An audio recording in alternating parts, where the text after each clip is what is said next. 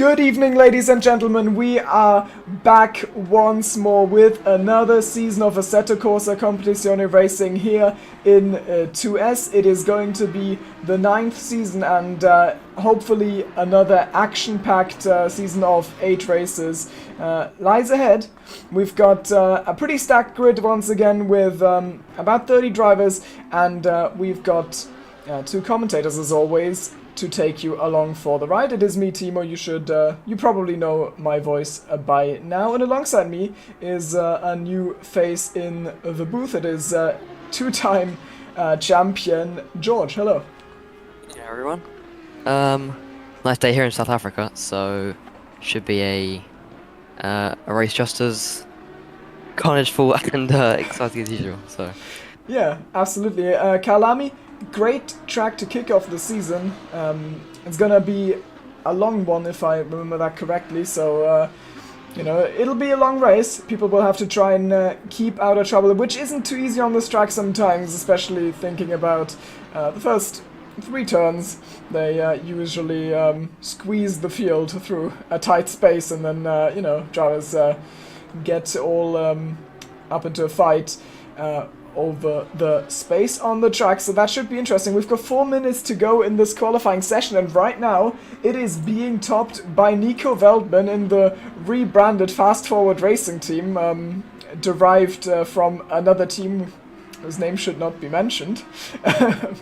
And yeah, he's currently sitting atop the timing table, which is pretty impressive. And then behind him we've got Sam Chumley, our Season 8 champion, who's you know, put himself alongside Alex Carsten and you, of course, as a 2-time champion. He's in the Aston Martin this season.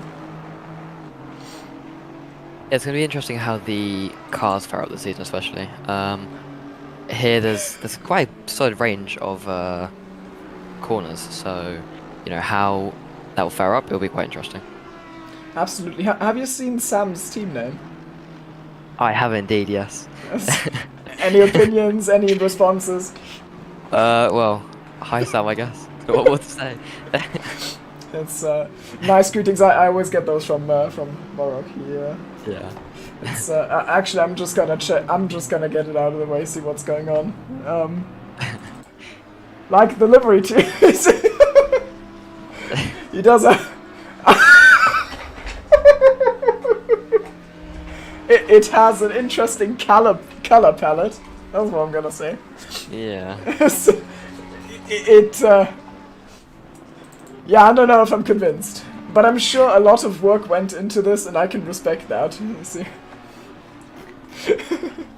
Yes, might not be to our taste necessarily, but I'm sure. I'm sure it's popular. Yeah, I mean, everyone should race what they feel comfortable with. Well, someone who probably doesn't feel comfortable with what he's racing is Tipsy Bob, who's in a GT3 car. I think it's his first race in about a year, and before this, he DM'd me right away, trying to lower expectations as much as possible. He said he wants driver of the day if he manages to not commit murder.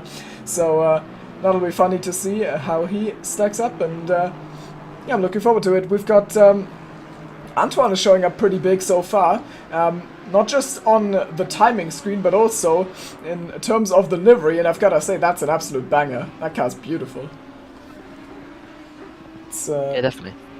He's back in the Lambo, which I think he drove together with you a few seasons back. Yes. Yeah, we had some strong races in that car. It should fare up quite well here as well. You know, it's very well suited to the sharp, twisty corners, so this should be a strong one for him. Does the same go for the Audi? Because in my head, like, Audi and Lamborghini are always very, you know, closely matched in terms of characteristics, and I can see out of the top 7, 5 are Audi or Lamborghini, so I'm wondering, is it also a good Audi track?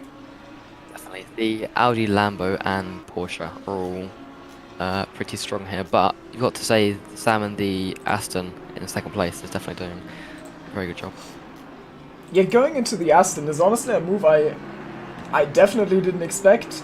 I can't really understand it either, because the Aston is, you know, as an Aston Martin enjoyer myself, it is a bit of a boring car. It's, Yeah.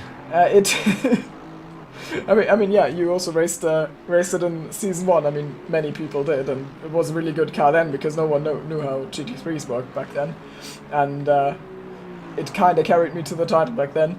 And it is just not that interesting to drive, but it does what you want from it. That's the plus thing. So I'm surprised that someone racing the McLaren for so long with such a passion just decides to, win a second title and then go to the Aston Martin of all cars. But all power to him. So far he's doing a good job with it, even though he's just been beaten out by Pavel Gaida to P2. Of course, for transparency reasons, the Audi, I believe, and the BMW M4 both have received BOP of 20 kilograms to make them a little bit more balanced. And right now, Pavel is in P3, and Tim Krushwa somehow in second with the Lego car. He's doing a very good job, less than half tenth behind Nico, who he's currently on what I believe is his final hot lap as well. Yep. Yeah, I mean top 3, split by under a tenth. That's couldn't be much closer. Yeah, Sam hunting down the hill right now. He's getting some slipstream from one of the Pixar cars which have returned this season. And he might be getting held up here. He was up on his time. He isn't anymore, according to the broadcasting client. It's close. He might find some improvements, but that could potentially have ruined his run. It is certainly going to be his last, as the timer ticks to 0. We've got 1 corner to go for Sam Chamley, and the reigning champion, will he be able to put it on the front row? I don't think the answer is yes. And that is correct. He improves by a few thousands, but it's not enough. So it's 4th for him right now. He's a bit frustrated there. Antoine, Dominic, Chris, all already crossed the line. Is anyone still coming? I think it's Ruben in the Honda, which has an interesting livery as well. He puts it across the line and is 7th. So it looks like Veld is just going to claim pole in the first race. He's still on a lap as well, so might have even more time in the bag. Yeah, I don't think he's improving as of now, but maybe find some in the last 2 corners. Even though it runs a little bit deep, that might be invalid. It is down on his time for sure. He abandons, but I think it's enough. Yep. It is, and Nico Veldman ahead of Tim Krushwa for the first race of the season. I did not see that one coming at all. See that? The brand new Audi certainly looking good out on track. Yeah, the what's it? The Evo 2? Is that how it's called? Yes, it is indeed. Yeah, and some Audi enjoys on the grid. It's interesting. The BMW was very overrepresented last season, and now we are just all sitting in Evo 2 Audis all of a sudden. I think is Gaida the only BMW? One other, Bailey. Oh, but he's in the M6 though, so. Ah, okay. Doesn't exactly count. Well, we are... Oh, God. Yeah, we are going for a grid walk. We have got the first race of the season and the first pole of the season, obviously, forehead, for Nico Veldman, ahead side of Tim Krushwa, who returns to the grid and, lands a front row right away, which is very impressive. Then Pavel Gaida missed out on a few races towards the end of the season, but he was almighty fast at the start, and he is 3rd. Then champion Sam Chamley ahead of Antoine Olivet. Veldman's teammate Dominic Illigner in P6, then Ruben van den Herding in the Honda. It's a bit out there, but we'll see. Then Chris Stricker and the other Lego car Audi in P8 ahead of Ben Lewis with... Is that a Rusty's livery? That's the wrong number. Do you know anything about Pixar cars and can explain that livery? I believe he's meant to be 95, but... he's just taken his own livery. His own driver number. Okay, well, we're getting creative here. Ben Lewis, P9.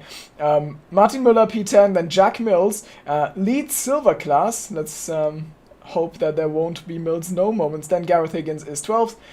Marius Savitskas is in P13. Then Justin Ertz, or also known as Justin, that racer from Formula 1, is in P14. Niels Krüger, 15th. Then Ryan Noppen, in the other Honda teammate to Ruben van den Herding, is P16. Tommy Azelin finds himself all the way down in P17. He's jumped ship from the Beamer and has gone to the AMG.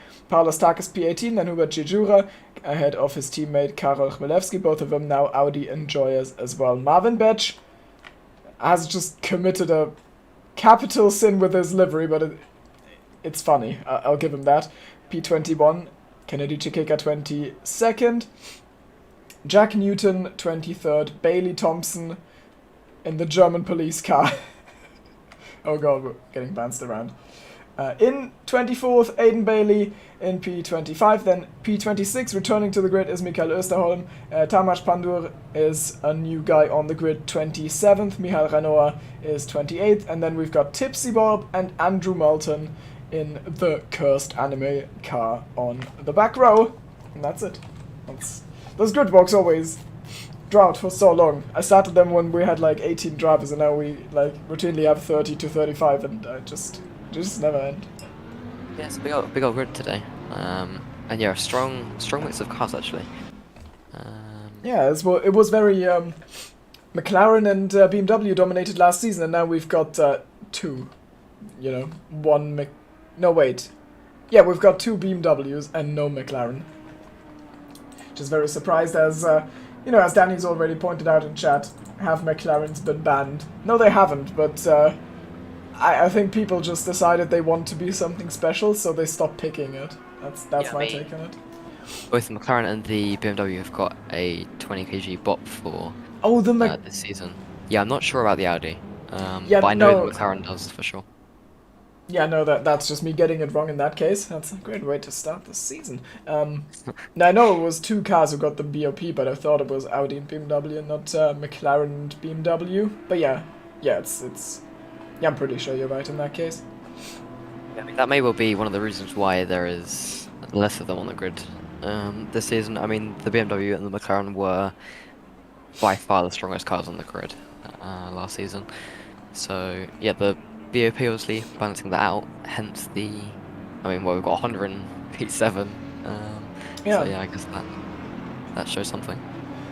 Also something worth mentioning, of course, before we start the race, is that it is an enduro format race. It is 75 minutes, and the format has changed slightly from last season, as we have only one mandatory pit stop. Last time it was two, which got a little bit chaotic, so we're just here with one pit stop.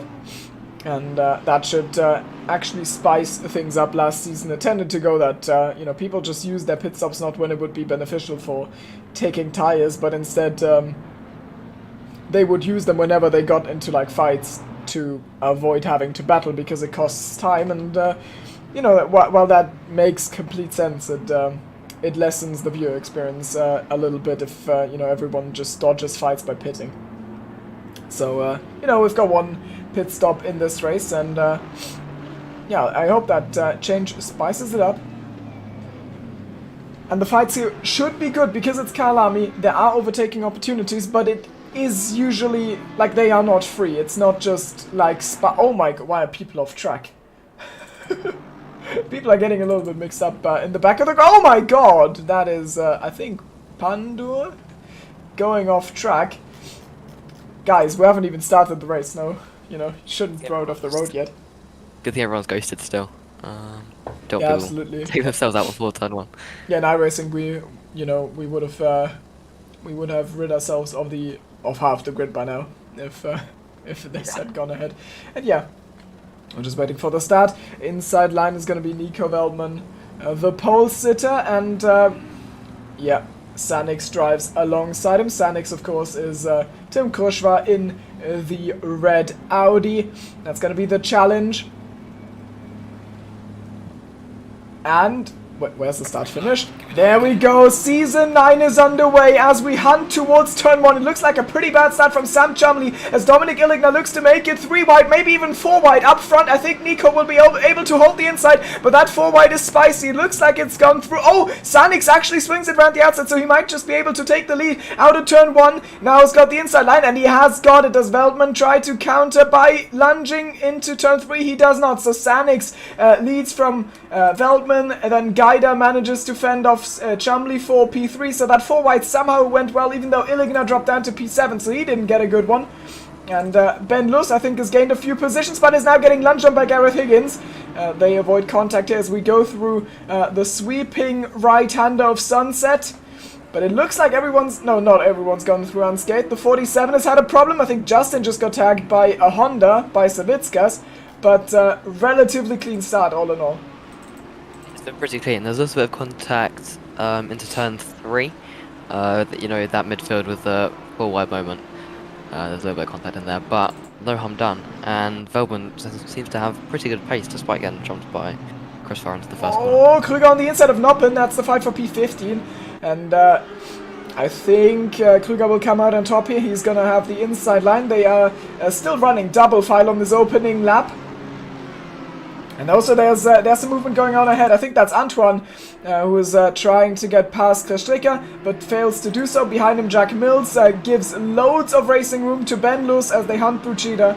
And yeah, Ben keeps the position. Now Gareth may be on the attack. No, but Müller is trying to regain the place that he's lost at the start. And Justin puts his nose alongside on the inside. And we've got our first spinner of the race. It's Martin Müller. He's facing the wrong way in his Aston Martin after Justin inserts himself there. Yeah, bit of an aggressive send into the last corner, but got to make the most of your opportunities. I guess didn't come out how he'd like this time around, but he's got a lot of ground now to make up. Yeah, absolutely. I mean, it'll be an interesting race for him, but definitely not the result he would have desired. Going in there, I imagine he's going to be very frustrated. Up front, we've got a solid gap forming between P2 and 3, so it looks like the Audis on top are just clear. Sanik's holding the pace really well. I don't know if it's the first time he's led a race, but it is certainly the first time in a long time. I mean, due to him not racing for a while, and also when he was last racing, he was more of a midfield driver. So interesting to see that he's just come back and is on top in 37. I think that's Bailey Thompson. I think he's in trouble. No, yeah, it's Bailey, and he's spun, and we're just actually going for a replay to see what happened there. So that's him ahead of Jejura in the Audi, and let's hope he doesn't just get taken out there. Oh no, oh no, Bailey! He's just bottled it on the inside curb as we wait to go back to the live feed, but yeah, he drops back all the way behind Tipsy Bob, I think that was, who just passed him there. So yeah, Bailey to the back, go on. Sorry, oh god! What's going on? We've missed all the action in Ramco's Guida. Sanix drops to 4th. We'll just look at the replay of that because, you know, obviously. We'll just... Yeah, I think Crossfire had a run on... Oh, sorry, Veltman had a run on Crossfire into the last sector, and then watching it it was right now. spiraled. They are going through Death Curb corner, and it looks like Sanix is getting beaten here, and then Gaida tries to go down the inside, and oh my god. Yeah, he tried to send it on Sanix, and then ran into the back of Veltman, so that cost Sanix a lot of places, and it potentially damaged Veltman's car. He's still holding down the lead, but now he's got Sam behind him, who didn't get a love tap, so maybe Sam in a really good position now to try and take the lead of this race right away. Aston's always been consistent. It's going to be interesting to see what he can do. I mean, likewise for Crossfire, who's now a few more places down, but, you know, it's going to be interesting to see what he can do with that pace that he showed at the front. Speaking of being a few more places down, oh my god, someone spun! That's Savitz. No, is it Savitskas or is it Van den Hudding? No, it's Noppen actually, the Honda, facing the wrong way and is now down behind that yellow Aston Martin, who I think it's Krüger. I think it is Krüger. Was it Renault? I think it's Krüger. No, it's Renault. Oh my god! Yeah, people just keep dying. Higgins and Jejura off the road. Oh, Chmielewski. It is Chmielewski and Higgins. So they must have gone into each other. We're just going for a replay again. I'm not able to catch up with the live action because so much is going on right now, this early into the race. So this is Chmielewski. Oh god! Yeah, that's completely on Gareth, I'm afraid. And I'm actually just dumb. It's not even Gareth. It is his teammate who it's... Who is it? It's a 75. It's Österholm. It was Österholm. Okay. Now we're all fine again. So Österholm sent it on Chmielewski. Yeah, Mercedes missile coming in hot at the top of the hill. Yeah, that is a very accurate way of describing it. Shame for both drivers. I was about to talk about Geider about 20 years ago, before all of that happened.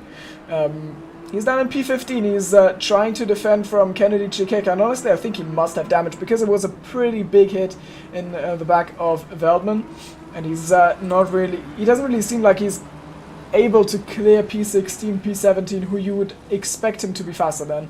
So I think he's in trouble and might need to come in for some repairs in the course of this race.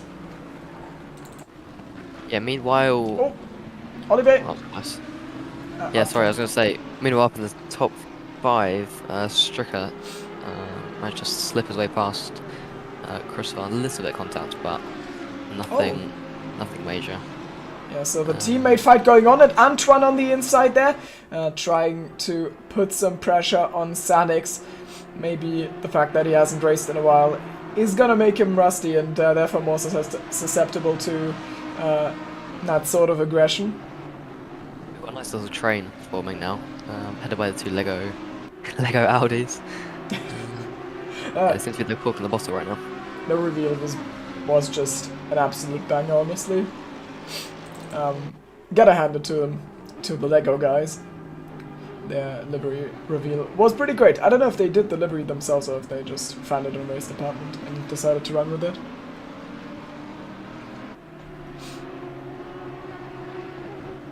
So, Iligna right now.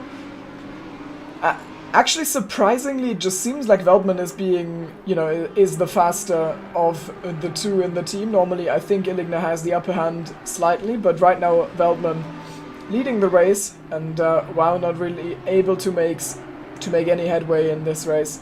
He's still stuck in P7, right behind Antoine, and is not able to clear Ben either, so just in the train. It'll be interesting to see what he does. Usually he comes alive later in races, so maybe there's still some places to be gained, but right now it is P7 for him.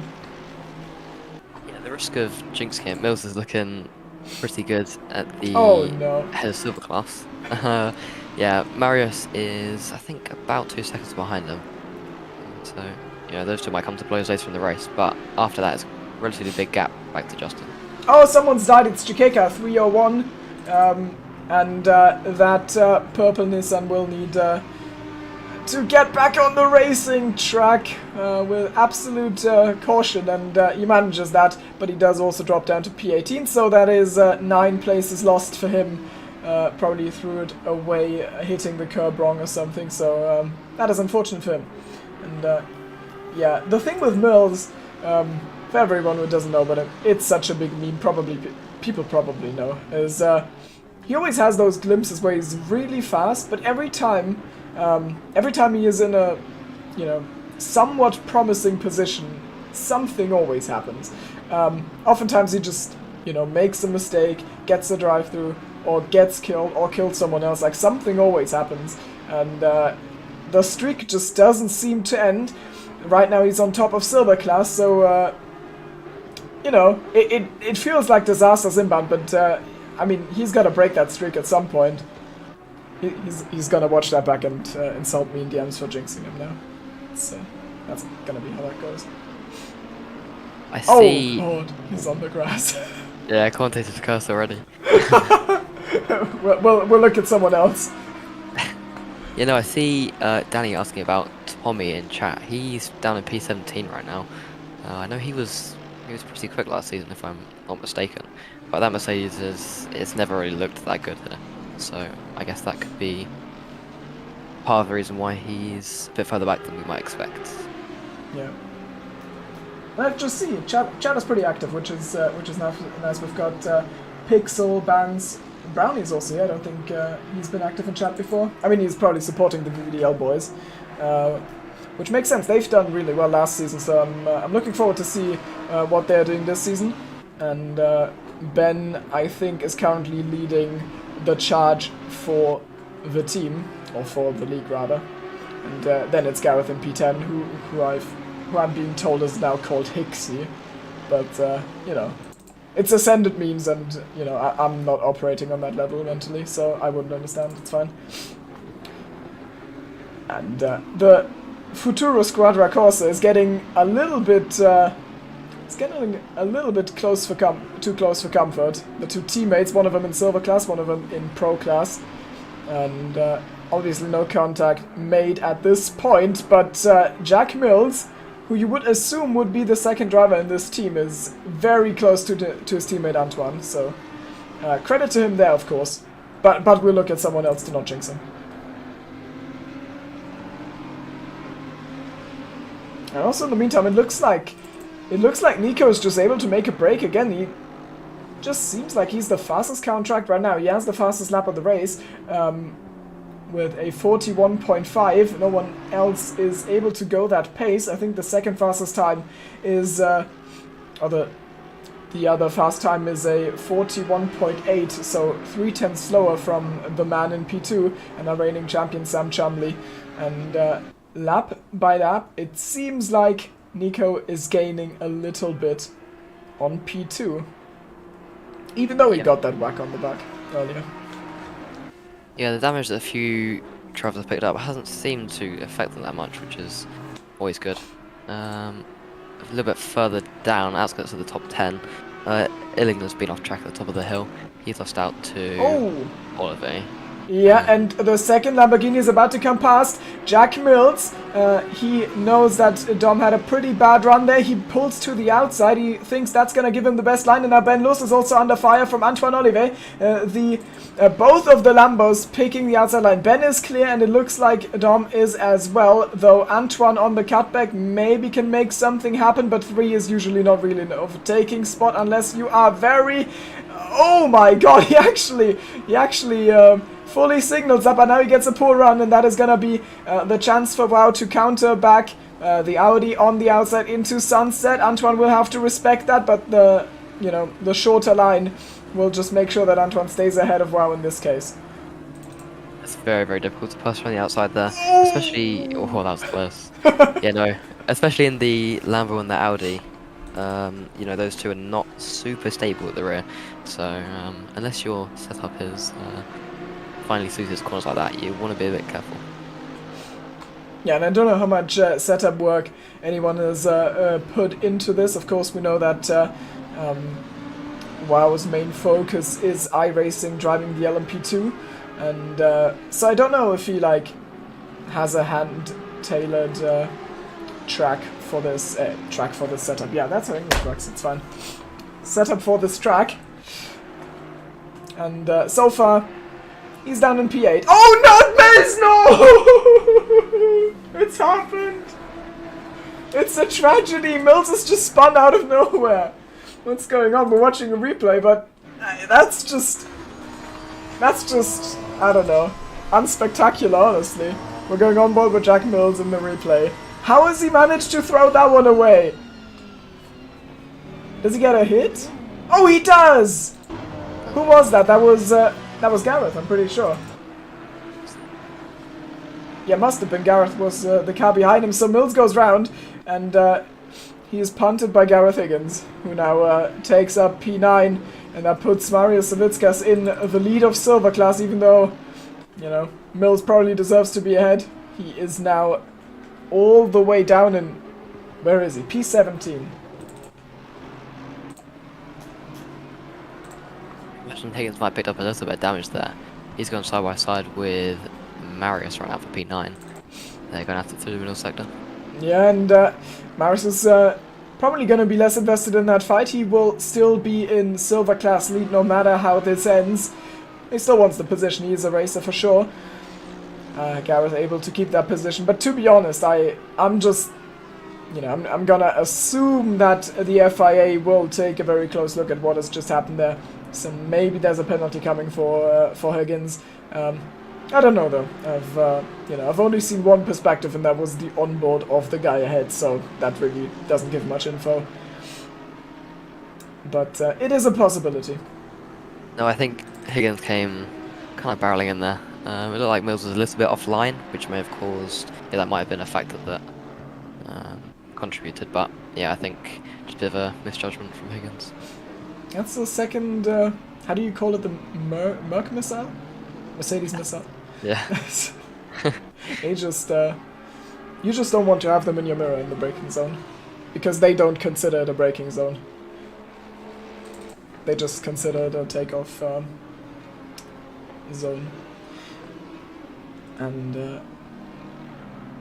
then it's missile launch time. Right now, Murray is still right on the back there. We'll keep an eye on that, but let's take a look at the fight at the front right now. Krushva has...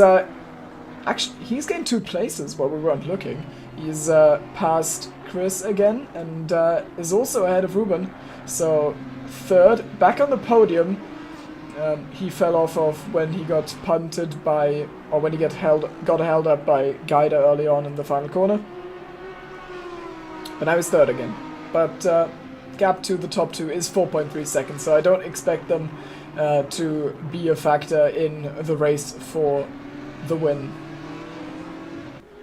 He seems to be pulling away pretty nicely from Ruben in the very nice looking purple Honda. Someone else has dropped at 75, and I think that's one of the Mercedes missiles again. Oh, Ruben under fire, so we can't really look in the replay. Chris indicated a pass on the outside, but doesn't get it done, and Österholm has disconnected from the server. He is our 2nd retirement, or a 3rd retirement actually. We've got Bailey Thompson, Österholm, and Marty. No, wait.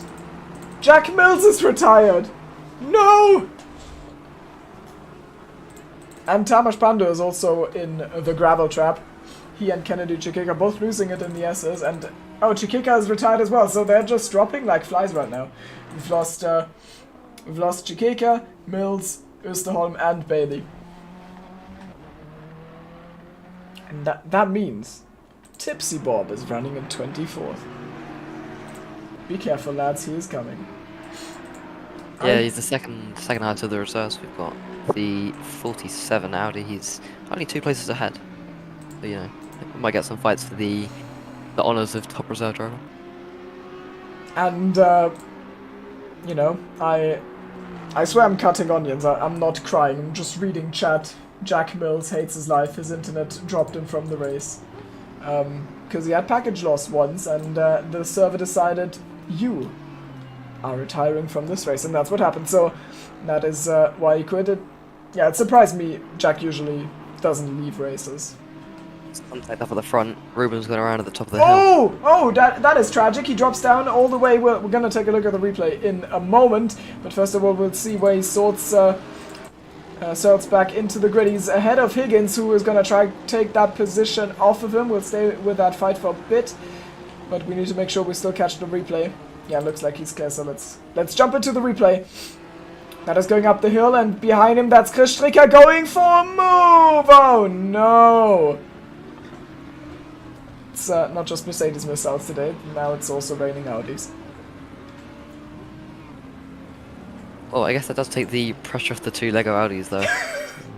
How convenient! Yeah, the front are all pretty strung out now.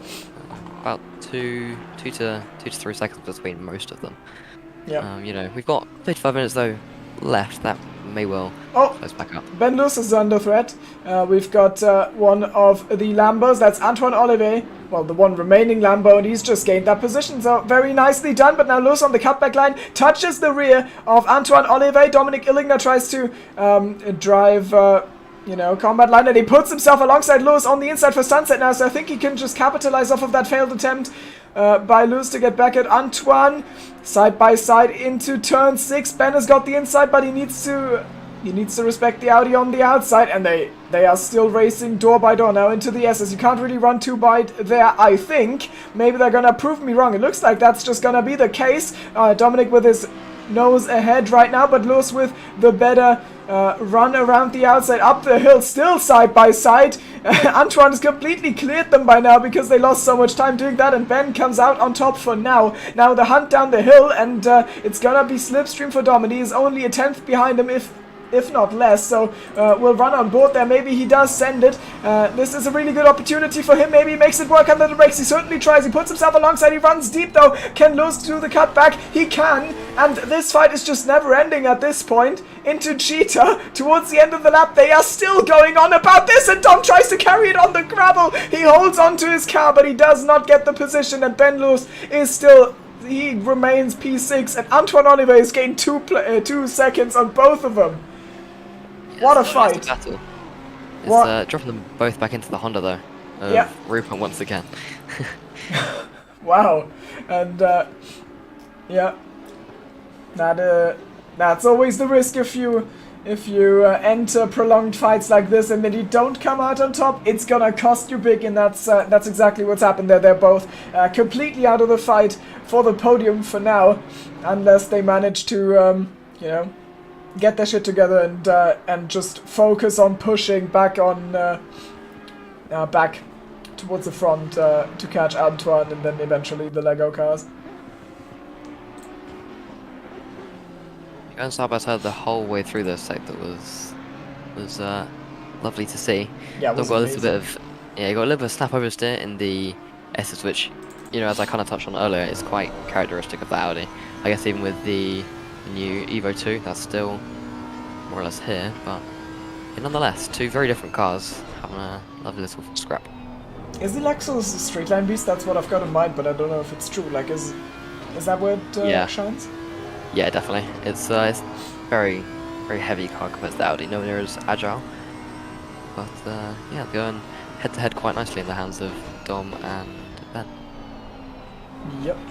The problem, of course, for WoW in that case is he needs to get really good sectors 2 to 3, so he can be really close coming to start finish, because you're not gonna pass a Lexus from a bit back. You really, you know, you need to be super close in the parts of the track where you can make use of your agile car, and then you need to be able to you know, leverage your advantage on the brakes, put yourself alongside and get the move done. And well, we saw him attempt it, but it didn't work, and that's why they ran side by side for half a lap, if not more. Yeah, I think on the whole that middle sector is where the Audi's strongest. Yeah, hence why they were side by side for so long. But as you just saw, Dom couldn't really get a good run on Ben down the main straight. Yeah, they you know, they always try to get a leg up on each other, and every time one got ahead, they did it by then running deep into the next corner, and then there was a cutback and the good old switcheroo going on, so no one could pass the other for quite a while there. But for now, I mean, we're just watching Dom now, and he's not getting as close as he was on that attempt. Of course, you know, that fight was initiated by the move that Antoine put on Ben, which opened the door for WoW to even attempt his funny games. Now down the hill, I believe it's called Quarry. I'm not sure. I'm not up to you know, my Kyalami corner name knowledge is very limited. A quick Google search is gonna fix that.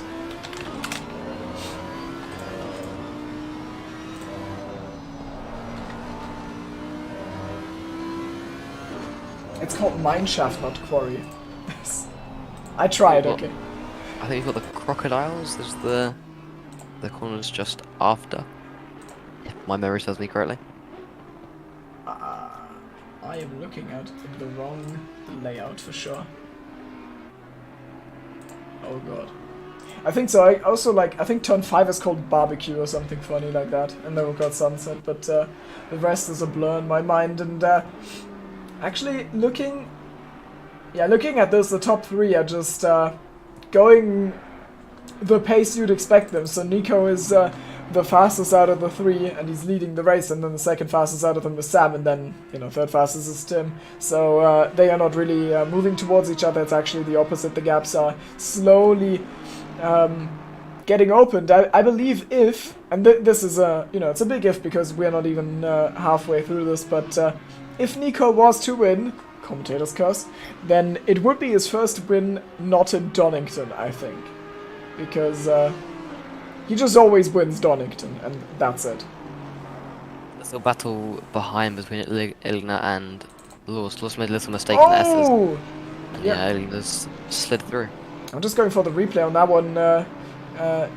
thanks for spotting that. We are going into the S's now on the replay, and Jalos gets it very sideways, and that obviously has to be caught, and then he puts himself onto the curb on the inside in his quest to get back on top of his car, and that just allows to put himself on the slipstream, pull out. Easy move into the hairpin, finally done, and now we'll be able to see what his pace is if he doesn't get blocked by Alexis, if he'll be able to clear him, or if Ben will just, do what Wow did, which is, constantly put some pressure on from behind.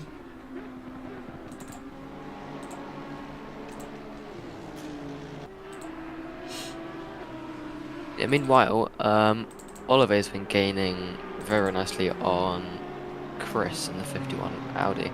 Not sure if Chris has made a mistake, but that gap has dropped quite significantly over the last few laps. Also, someone who is on his way back to the grid is Pavel. Of course, we saw that collision between him and Veldman in the final corner some laps earlier, and he's dropped to P17, and that is now in 13. He's right behind Justin. He's honestly doing pretty well for himself, but that doesn't mean that he's going to be able to hold back the Polish driver. And the 22's had a spin. That's Aiden Bailey in the Pixar car, the Hostile Takeover Bank car, I believe, is what HTB stands for. But, at least, Chick Hicks supports Ukraine. That's good to know. I've just seen that on the car. Just taking a look on the livery. It's livery watch time. Yep. He does stand with Ukraine. That's good to know. Even the Pixar movie villains have a heart.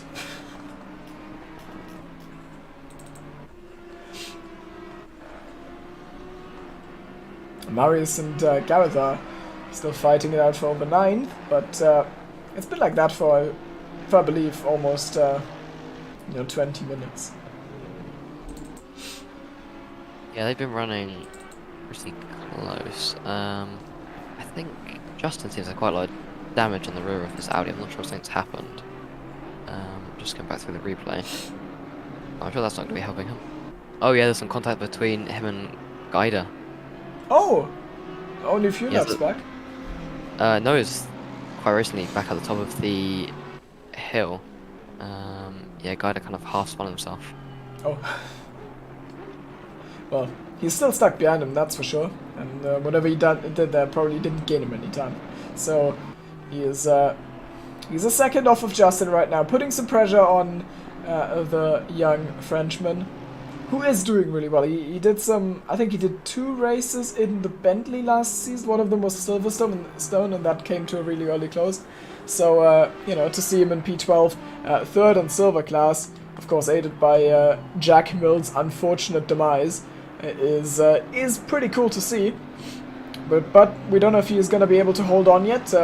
It's one thing being able to get the car around the track. It's also one thing to be reasonably fast at it, but being able to do it over a full race distance with the pressure of experienced drivers while you are not quite familiar with your car yet, that is quite a different challenge, and we'll see how he adjusts to it. Of course, he is used to the pressure in F1, but it's a big factor how familiar you are with what your car does.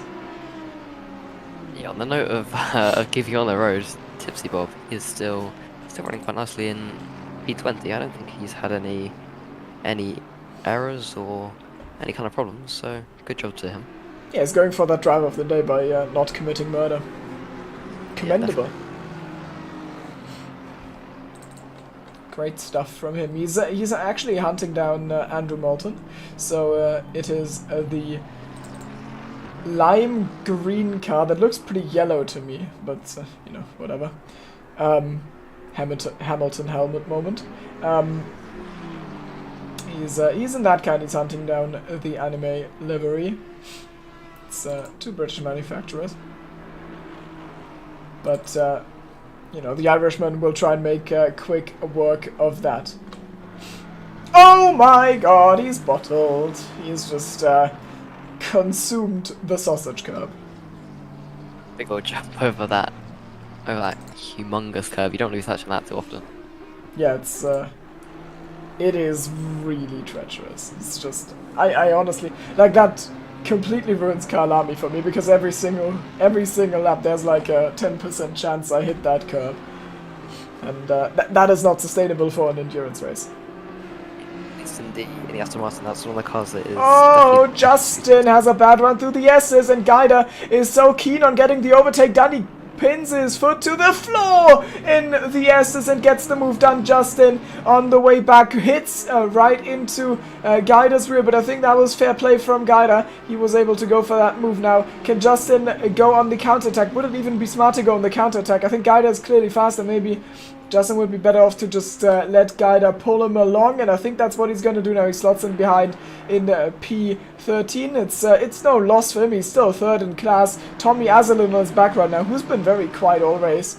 Azalin probably gonna make a move soon, and Paulos Takos in the Lexus dives to the pit lane for a new set of tires, I assume, and also for some more fuel. I'm pretty sure, yeah, there is refueling. There's just no refueling in the 30-minute races, if I've got that one right. Yeah, there's a minimum 25-second pit stop. So you don't have to take tires. That will give you a 5-second advantage. But I mean, as I found out in season 7, I tried not taking tires, and that did not end well for me. So yeah, it's I think they'll probably take tires because 75 minutes, it's, I think it's faster, but I don't know. I mean, it hasn't really started driving. Yeah, no, I imagine it would be quicker. I mean, over the 60 minutes, it was still faster, so... I think, with the big main straight here, it's relatively easy to get away past, especially if you've got extra grip in the mid-sectors. Yeah, if you manage to stick close through the entirety of the last sector, then getting an overtake is reasonably doable on this track. It just gets tough when you're working with the same tools as the guys you're trying to pass. Then it can be a little bit difficult. I mean, Dominic and Ben both gave us a demonstration of that, and right now, now that he's finally passed, Wow has pulled clear of Ben. There's a gap of 2.2 seconds, and Ben can't really worry about Wow because he has to look in his rearview mirror, and that rearview mirror will show Ruben van den Hudding lunging to the inside. Oh boy, they make a little bit of contact there, door-to-door banging, and but Ruben is still ahead. He takes the inside line, and I'd imagine he's gonna get that move done into 3. Yeah, nicely done from him. He gets past Ben as well in his Honda, so the straight line speed of the Lexus leaving Ruben unimpressed as he takes P7. That Honda's looking surprisingly good, actually. It's notoriously fast, actually, at the IGTC tracks, which of course Kyalami is one of. So yeah, he's doing a very nice job. Wait, what do you say? It's good? Oh my god, he got it sideways. Yeah. They are good or bad on the GTC tracks? Good, but yeah, big old jinx right there as he gets all of it sideways. Yeah, I mean, actually, let me check the calendar. What other ICGT? I keep saying IGTC or something. It's terrible. I can't do letters. Wait. So we're going to Mount Panorama, and that's the only other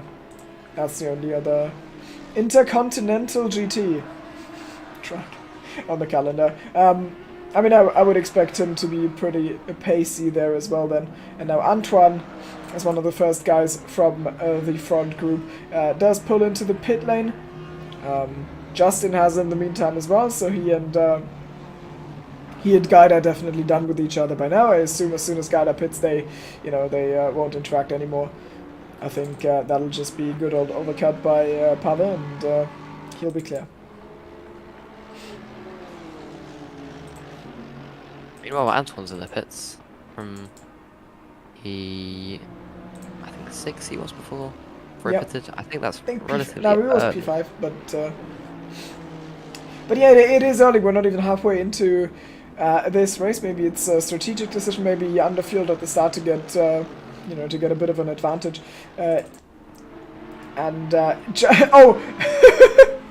Justin and Sanix are together on racetrack right now, and Justin is a lap down, but also Tamas Pandur is a lap down as he gets out of the way for Tim Krushwa. No real point to fight here, so he does a good job of that. And is he actually fighting Justin, though? I don't think they are. I don't think they are on the same lap. No, they are on the same lap. That is the fight for P19. But Tamash hasn't pitted yet, so that's going to be a big advantage for Justin here as he goes around the outside and is about to pull off a killer move. Now he just needs to make sure he doesn't cut him off into Cheetah, and he does not. So nicely done from Justin. Not getting held up much. Didn't lose much time, even though he was in an uncomfortable situation for sure. Well managed. Bro, it looks like it's got quite a lot of damage, so I imagine that's not handling the best right now. Yeah, and in chat we've got thank yous, of course, Ryan Noppen saying that his game crashed, unfortunately, which is bad news. We saw him in his Honda giving Ruben company as a fellow Honda driver, and I think he got involved in some incident there, but yeah, it's of course a shame to see the game crash, and it's also kind of a shame to not see him in the BMW, because he had, I think, the best livery on the grid last season. So, you know, but the Honda also looks cool, so I'll take it. It's fine. And also we've got we've got Toadza asking where he signs up. I think you need to look at our Discord and then just look at the info channels. I'm pretty sure it's there. I haven't signed up to the league in 6 seasons, so I don't know actually. I think there's a nice sign-ups form you can fill in. I don't know if there's any seats left, but anyway. I'm pretty sure there. I mean, it's ACC. I think there are always seats left. Would be cool to see you back on the grid, of course. It's been a while, quite some seasons, and you know, I think actually VVDL probably needs. I think VVDL needs a sixth boy on the grid, because they only have one. Lightning McQueen! All round goes the 1-1-2, and Martin Müller not able to capitalize on that for now. Now he's going to have the outside line into the S's, and he actually gets the move down on Chmielewski, who was very, you know, quick to save that, but it wasn't enough to, you know, keep his position. So he drops one, but he keeps the car alive, which is arguably more important. Wait, is it bugged or no? it's right now shared fast forward racing team fastest lap. Illigna and Veltman both with 41.585, and also P1 and P3 Tim Krushwa and Nico Veltman both have headed to the pit lane, giving up their track position for a new set of tires, I would assume, and Nico comes out right ahead of Tommy Azalin. No, wait. No, he doesn't. Who's the Mercedes there?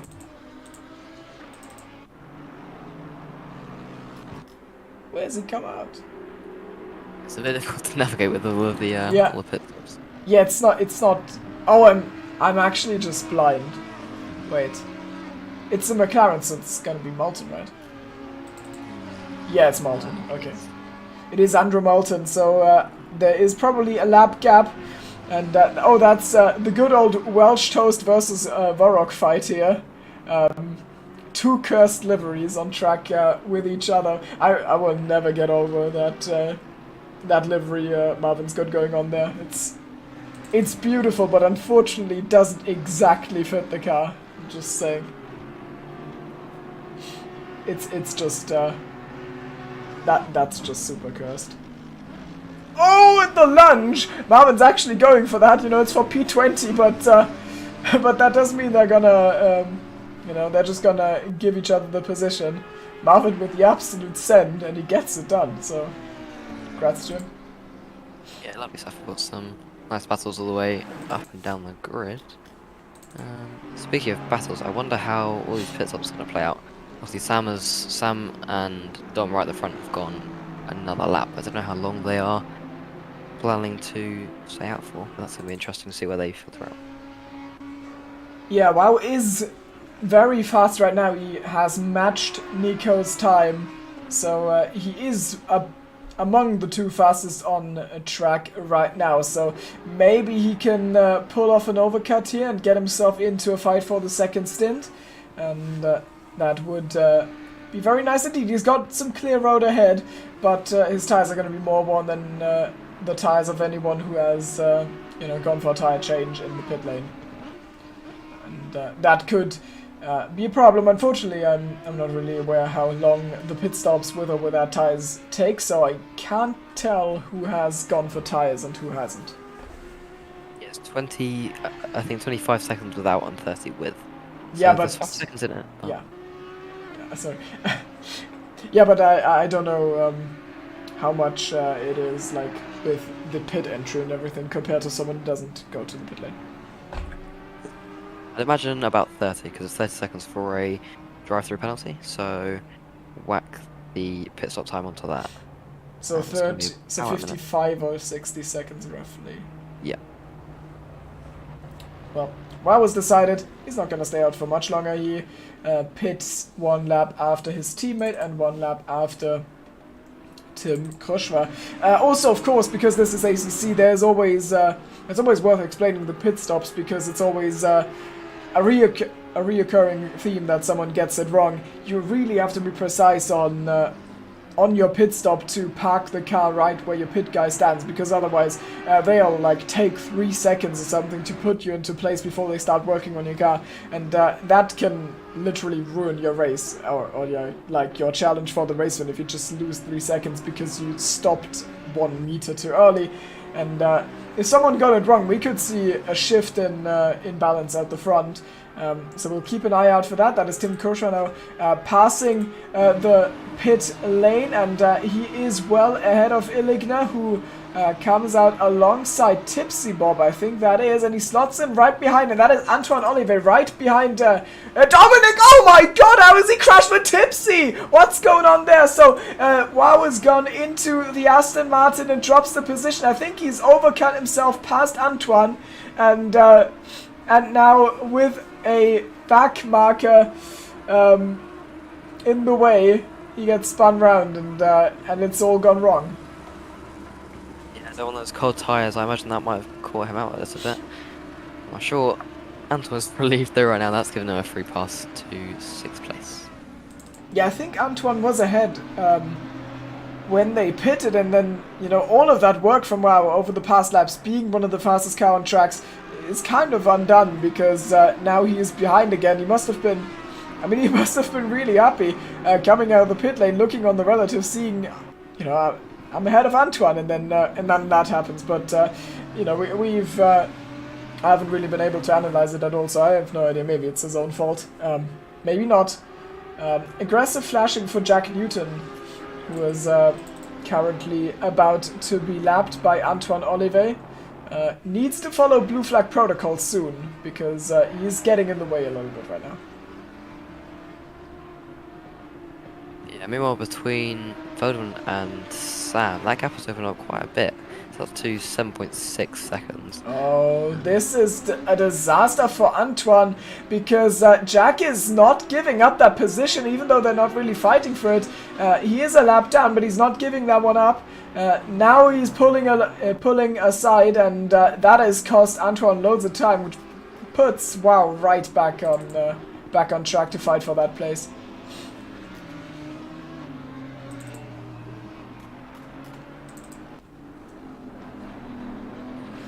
And Veldman is just getting past Azalin here, who's very cooperative actually. He didn't need to do that. He's he's on the same lap. He just hasn't pitted, but he decides to drive pull over to the side of the track and just give Nico P2. And maybe it's in an effort of losing as little time as possible battling. Yeah, I imagine even they're going to be wanting to be as efficient as they can. There's points for, I think, top 15. So, even for Aslan on the outskirts, he's it's a massive flex and reflects well on your performance that you think it's top 15 points. It's like Hamilton asking if P10 gives points, but it's top 20. Well, it used to be P15. It used to be for top 15, I think, but I think we extended it like a few seasons back. Yeah, it's been a while since you had to concern yourself with being P15, Mr. Hamilton. But yeah. Well, either way though, points are points. So he's having a quite good run actually, considering he started in I think P17. Of course, he's still yet to pit, so it's going to be interesting to see how his strategy unfolds. Obviously, going for that really big overcut. Yeah, I'm not quite sure what's going on with him, to be honest. He was so strong last season. It was of course the first season we've seen of him, and he was constantly fighting towards the front. I think in the end he even won a race. Not quite sure about that one, but he was a force to be reckoned with, and to see him qualify in P17 and now being one pit stop down on the race leader is an unusual sight for him. But it is what it is, and I'm sure he'll he's got the pace to dig himself out of that hole, just given enough time with the car. Maybe he still needs time to adjust. Well, we should give him that time. Yeah, I believe he won back in Monza last season. But yeah, the Mercedes it's not looking great around here, and he's got a bit of damage on the rear as well. So he's starting into the pits now though. Yep. So now we are looking at a fully representative timing tower again, as everyone on the grid has pitted at least once. And the gap up front, we'll be able to take a look now. It's 7 seconds, so Nico's honestly just clear. There's half an hour to go, which would be halfway for a normal race, but it's a good bit past halfway in this longer format. And Nico can probably afford to be a little bit more cautious until the end, I imagine, but we don't know if he's gonna actually take a step back, and if he will try to just bring it home, because sometimes doing that just takes the driver out of their rhythm, and then they make mistakes. So maybe I'll just keep pushing. The gap has dropped a little bit, so Sam's actually got pretty solid pace. Yeah, he was 0.3 quicker than Nico on the last lap. But that might not be enough to be able to get close enough. Something that has completely gone over my head is what happened to Chris. I'm not sure, but it was like something's happened. He's down in 14th. He was running with his teammate earlier in the race, and now he's fallen all the way to 14th or 13th. I like that his team name is literally just Lego Car. And I also see if I can find anything. I also appreciate this this on the livery. It's pretty great, honestly. It's just a really good livery. There's nothing to say about that. He was just casually driving off track while I'm circling his car. It's all fine. He's got it under control. So yeah, but we, go on. No, I found out what's happened to him. So the Ferrari of Panda that we were watching earlier on, he managed to he made contact with Stricker on the way into the pit lane. He broke very early for the pit entry, and yeah, Stricker slammed into the back of him. Oh no, that is pretty unlucky. And that explains why we missed that, and it puts Chris on the back foot by a lot. And it also means that this fight here is now the fight for P4, and it is also the fight that always ends in tears. It is Antoine Olivier versus Dominic Illig. Now, they have crashed countless times. It's gotten better recently, but they're both clean drivers on their own, but when they meet on track, like, something always happens. It's gonna be fascinating to see what they do in this little scrap for P4. I don't think they can go any further because Tim in P3 is just clear by 8 seconds. So I think as soon as this battle is resolved, that's just it for those two. But it doesn't look resolved right now. I would say Dom is a little bit faster, and Antoine has just got track position, so I expect some fireworks.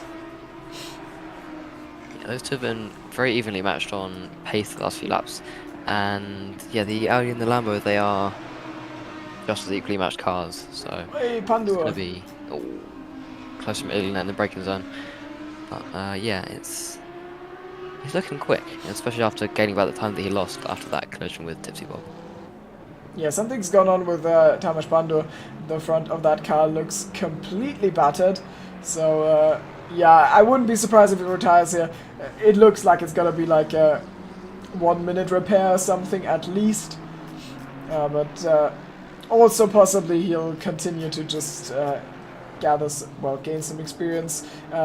From what I've heard, he's a mate of Welsh Toast, and I think he's raced F1 and R Factor before. That's my knowledge, but he's completely new to ACC, so you know, I don't expect much to start off the season, but with more time through the season, he'll probably get the experience and be able to understand his car better, and then we might see him in some fights for the midfield for Silver Class. But as of now, it's a little bit of a struggle.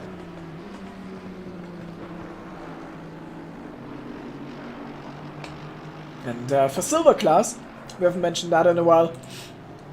Of course, there was the tragedy of Jack Mills, who was, spun or been punted actually out of Silver Class lead. But that position has since been taken over by Marius Savickas, who ultimately lost the fight to Gareth Higgins. But he's going to be fine with that. Right now he's packing some nice 25 points in Silver Class because he's well clear of Niels Krüger in P11 overall and P2 in Silver Class. And then the next car is Paulos Takos in 3rd or 12th, depending on which standings you're looking at. And those are actually the drivers that Chris Stricker is about to catch up to. There's a 2.6 second gap, but I think Chris should have the pace to get that one done unless he's got damage on his car. Yeah, that's a bit further up within the top 5. Ilgna and Oliver both hit traffic, so that might have a little effect on the scrap. It is the BMW Audi, which is cursed. I think it is as cursed as in F1 in 2010, the BMW Sauber Ferrari. That was cursed as well. This is what it reminds me of, having a BMW livery on your Audi. And that is one of the two Polish guys getting out of the way, either Chmielewski or Czajura. But that was nicely done. It was Czajura. Oh wait, why is he fighting Dom for this? There's no point. I don't know what that was. I just give him a compliment and then he does that. Questionable decision there. I'm not sure if that's deliberate or not, but he is fighting with Marvin Petch behind, so they want to be relatively. They don't really want to be losing time. Chris Witkowski in chat says Sanix OP, and yeah, that is gotta be the biggest surprise.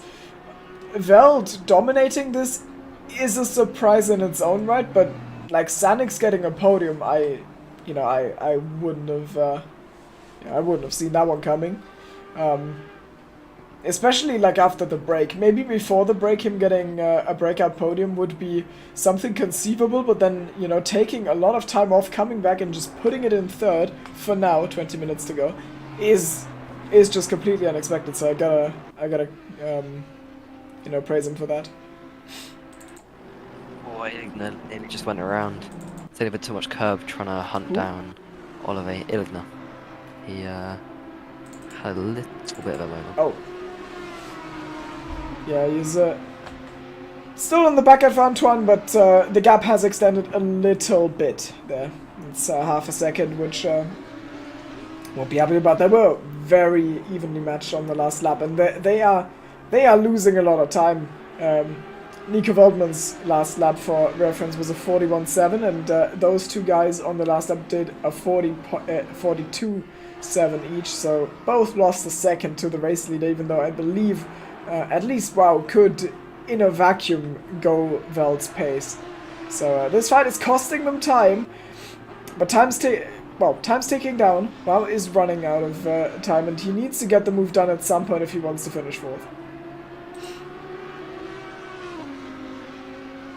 Yeah, 20 minutes to go, but these two, I guess, are notoriously hard to separate. So this might be one that goes on the whole way to the flag. The number 14 is in trouble again. That is Tamas Pandur. And it looks like he's been caught off by, or caught out by Cheetah again, and let's hope that everyone on the grid reacts to that accordingly. That looked fine.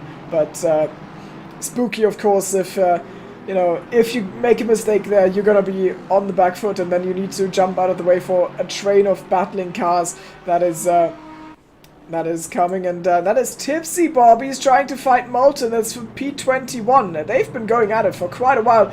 Moulton holding the outside line, and now through the right kink, Andrew able to stay clear, but then he goes way too deep, and I hope he stayed clean on the comeback on the track there. And now, you know, everyone will want to lap them here. That is Alexis, I believe that's Paulos Takos, who is frustrated with them. Okay, Moulton lets him pass now. It's Tipsy's turn. I hope he's aware of the blue flag rules. Also, I should mention, Hubert Jejura has gotten a drive-through in the meantime. He's in P19, so he likely will drop out of the points, but could mean that Tipsy Bob versus Andrew Moulton could become the fight for the last points paying position. It's always difficult trying to battle out when you're, you know, you've also got fast cars on different laps behind you, but those two doing a good job. Yeah, was a little bit spicy for the others around them, but I think all in all, I don't think there's like any need for further discussion, especially from the side of the FIA. I think that was well managed, I agree. And Renault also gets out of the way for our favorite fighting duo, Eligna and Olivier.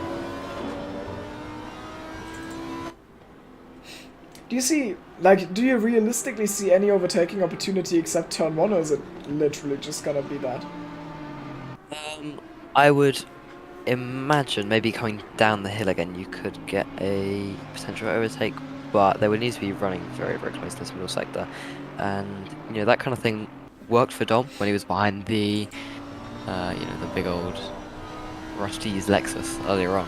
However, yeah, two very similarly matched cars, I'm not sure that'd be quite so easy for him.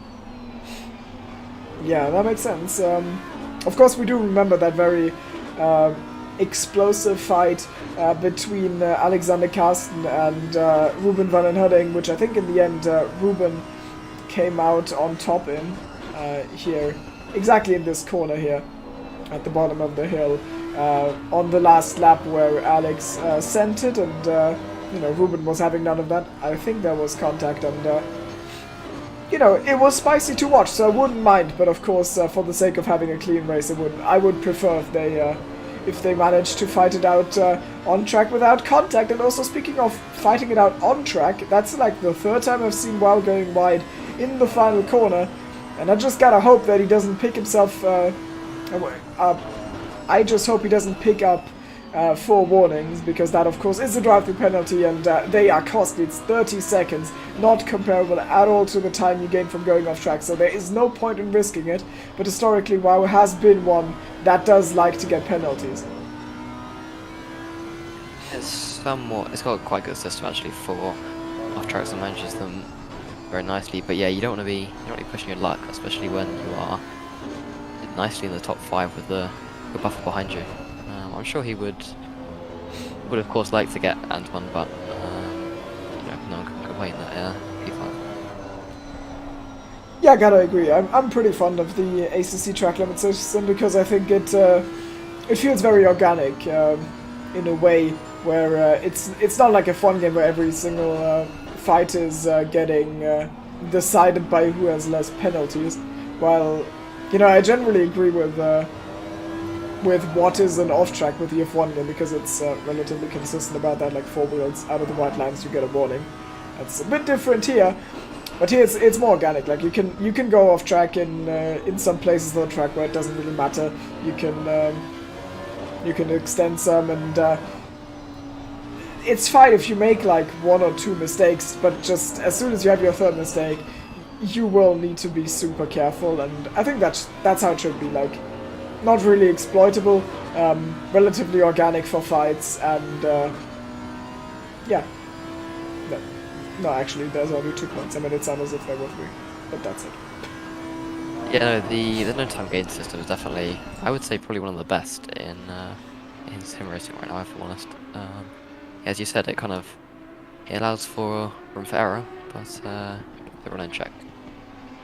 Yeah, agreed. Up front, we haven't talked about those guys in a while. I think that the gap has slightly come down between Veltman and Cham Lee, but only by a few tenths. I think it's like 5 tenths or something in the past 10 minutes. So Nico maybe not fully pushing, but he's up on his lap right now. So I don't know, but he is managing. I would assume. Sun closed in a little bit. You got the gap just under 6 seconds, about 15 minutes or so ago. But yeah, that's opened back up again. He looks pretty in control of the race right now. I say that as I cut him going off track. I didn't see it, so it didn't happen. It's fine. No commentator's curse. And Gaida is in 10th right now. He might have a penalty coming for the move on Veltman earlier, but we don't know. It's not exactly our job to try and predict those things, but he's managed to go back into the top 10. He's got the silver class leader Marius Savickas ahead of him, our Lithuanian driver, and yeah, Marius is just sitting pretty comfortably there. Even if Gaida gets past him, it's no big loss for Marius. It's still silver class lead, and then the gap to the battle group behind is also relatively wide open. But I think there could be some spice coming up in this fight, because Chris Stricker is right on the back of Paulus Takos, the Danish driver versus the Greek driver, and both of them are being or are behind Niels Krüger in the Aston Martin. Chris getting very... Oh, wow, he's just getting the move done now because he put on so much pressure. Paulus got it wrong, hit the instant death curb, and, well, you know, instant death happened. That's what it does. That's what it's supposed to do. It's very easy to do when you're under pressure in a fight. I know I've done that a few times, I'm sure you have too. But yeah, that's an error that he's not really going to be wanting to make right now. He's got his silver rival Kruger just a couple of seconds up the road. Yep. Back to the front, another interesting fight that's going on after that Chris versus Paulus thing has been resolved so quickly. We've got Antoine versus Dom, a fight that doesn't look like it's going to be resolved quickly. It's been brewing for about 20 minutes at this point, and Antoine is still in control of this. I think Wow has got the pace, but he's just not finding the space on track to go past. I think he's just waiting for a mistake. He needs that to happen because it doesn't look like he can get by on his own. Yeah, he's been a little bit closer down the maestro in the last few laps, but not quite close enough to settle into the inside.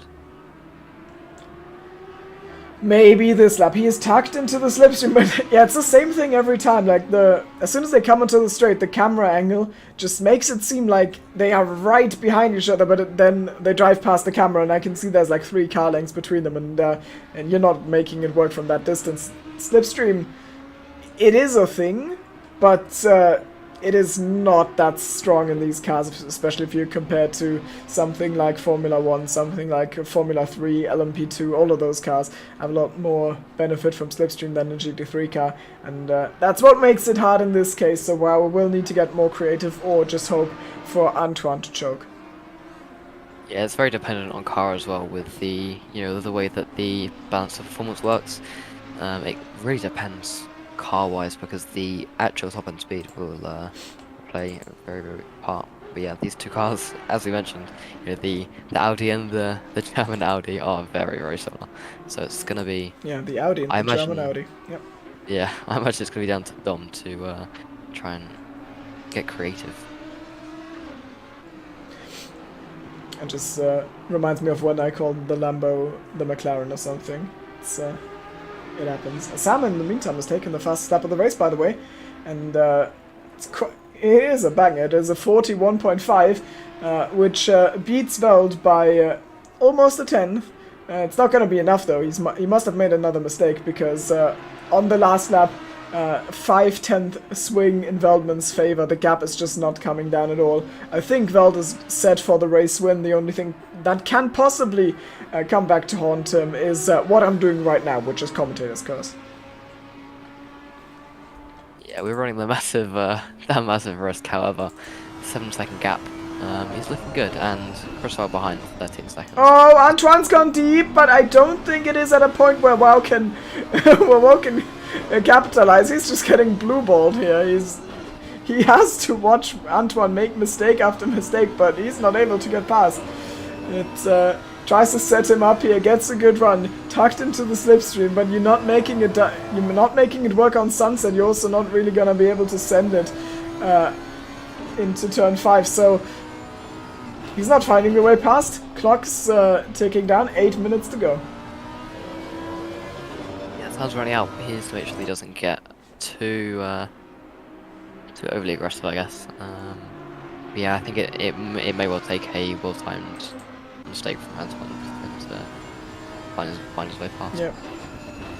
And you can see WoW is just looking for those opportunities, even if he's not exactly behind. He's driving slightly different lines. So if Antoine breaks early, that he can put himself alongside on the outside, maybe, to do something different. He's not just following him, so he definitely is intent on going past, but it's just not happening.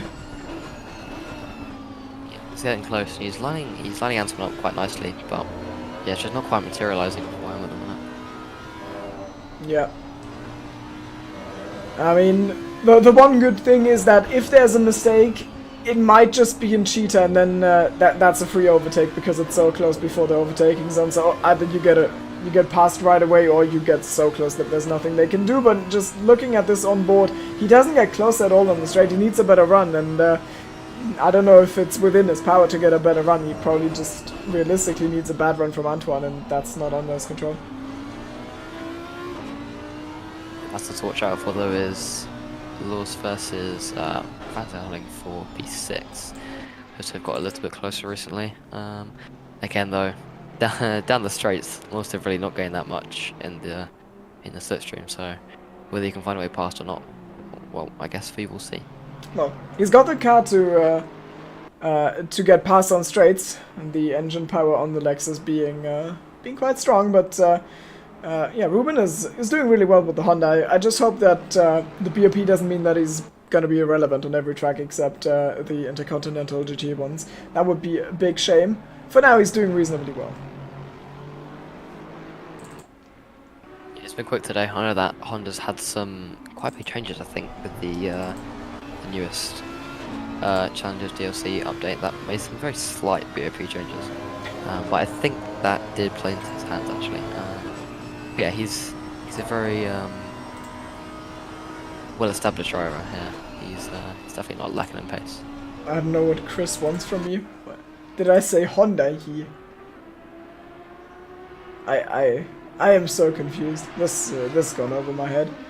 I'm confused. Also, Brownie, of course, said totally not trying to jinx Gareth. There's no way Hixie could spin. I agree. I mean. That would be terrible. He never does that. I've never seen him bottle before, actually.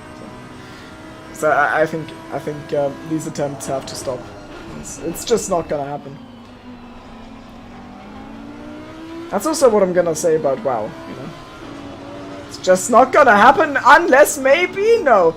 But Antoine has to drive very defensively, maybe on the cutback. No, WoW just plays social distancing with the Apex, so no cutback to be seen.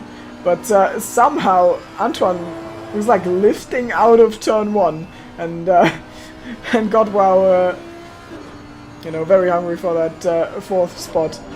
Oh, Ben! VVDL bottle drop, and it's the wrong one. It is not Gareth Higgins. It is Ben Lewis who picks up a drive through 4 minutes from the end. That is absolute tragedy, and it's going to be very, very nice to see for Ruben van den Herding, because all that pressure that has been built up over the last laps is now gone, as Ben Lewis will have to come into the pit lane on the next lap, and he will lose half a minute of race time, putting Gareth Higgins in lead of VVDL Cup, actually. Dropping him a long way down. The grid's pretty closely matched, actually. Yeah, with only 4 minutes to go, that really wasn't what he needed. I would never misspeak, Chris. That just doesn't happen. I wasn't thinking about you and I. I just can't talk. That's the reality of the situation, and yeah. This looks like a fight, but it is actually not. It's P20 Hubert Jajura and P9 Marius Savickas, who is silver class leader. Also, to come back to something I've mentioned earlier on, after the drive-through penalty, Jajura is in P20, which means that unfortunately Tipsy and Andrew are not fighting for a point. They are fighting for P21, which is sad. I would have liked if you know, that would have been for point. I was gonna say for points, but it's P20, so if it would have been for point. Well, either way though, he's kept it pretty clean. I haven't seen any mistakes from him. He had that side contact with Ergner, but I don't think that was necessarily his fault. Yeah. It's a master plan. Step 1, be slow. Step 2, don't get any screen time. Step 3, no one sees your mistakes. It's brilliant. It's working. But he has managed to have an extended fight with Andrew Moulton, and I don't think they crashed into each other, so I'm gonna give credit. VVDL drive-through traditions. I don't think they've actually done that a lot, but now of course Ben has, and Gareth undoubtedly won't. That would be shocking. I can't see that happening. Yeah, it's 2 minutes to go. Up front, nothing has changed. 7 seconds between Nico and Sam. Sam was closing in a little bit early, but now all of that, you know, has started to fade. There's no real point for Sam to push this. He can't gain 7 seconds through his own driving. He needs a big mistake out of Nico, and that's probably not happening. So, yeah, he probably has to settle for P2, which is fine for him. And then, and the gap behind him is absolutely massive between Sam and Krushva. 16 seconds, and then 7 seconds between Tim and Antoine, who is still defending from WoW, and it is looking less and less likely that move is gonna happen. Yeah, Dom's running out of time, corner by corner, but yeah, it's not looking like he's gonna find his way through. Yeah. We see Ben Lewis out of the pits after his drive-through. He doesn't really lose many places, but he loses the lead in the VVDL Cup, which is the most important standings of them all, of course. As he is in, what's that? That's 9th place ahead of Pavel Gaida. Gaida actually didn't manage to get past Marius, which I'm pretty surprised by. After that mistake early in the race, he had to do pretty big recovery race, and he's managed to get himself 10th, but no further than that, so that's a bit sad. But his qualifying was good, so I fully expect him to be right back in the mix next week. And as Jeff has you know, nicely told us, we are on the final lap, or at least Nico is.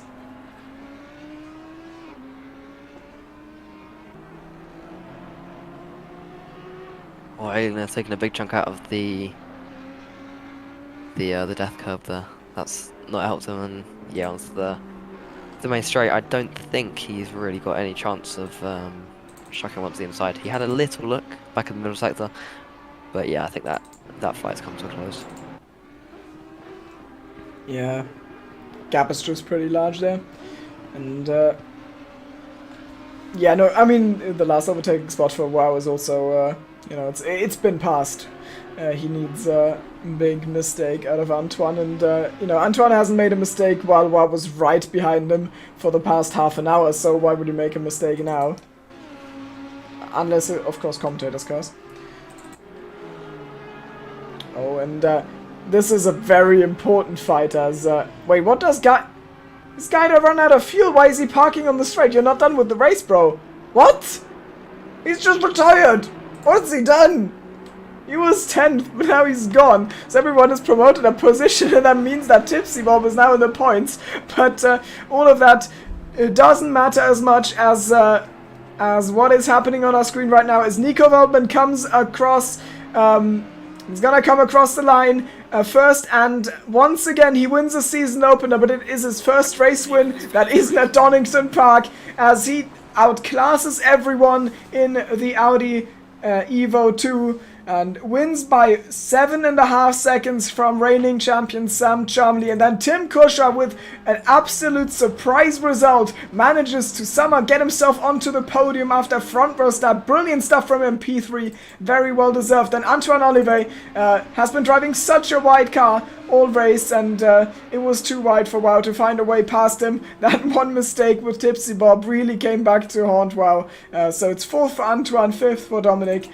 Ruben, you know, with the Honda, he has, I think he's been murdered early on, and has recovered reasonably well for that. P6 goes to him. Then it is going to be Gareth Higgins, who somehow didn't bottle. I was lied to by sources that told me he would.